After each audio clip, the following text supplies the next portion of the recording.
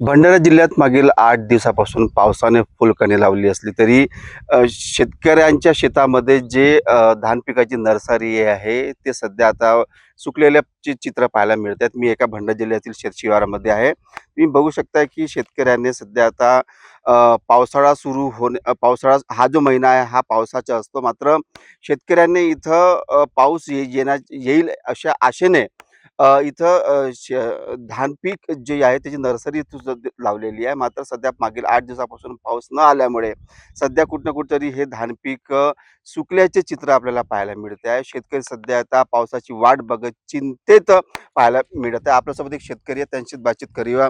काका, काय नाव तुमचं आणि सध्या तुम्ही शेतामध्ये माझे धान पीक नाव लावलं आहे? दुर्योधन धुर्वे. हं. आमच्या शेतामध्ये परे टाकले आहेत, पण ते आता 8 दिवसापासून या भंडारा जिल्ह्यामध्ये पाऊस पडून नाही राहिला. परे सुकण्याच्या तारणीस लागून राहिले. आता बरी चिंता होतच आहे आपल्याला. दुसरी पेरणी करावं लागते असा आपण म्हणतो. आता पाणी काही आपल्या शेतामध्ये येऊन नाही राहिलं आपल्या इकडे भंडारा जिल्ह्यामध्ये.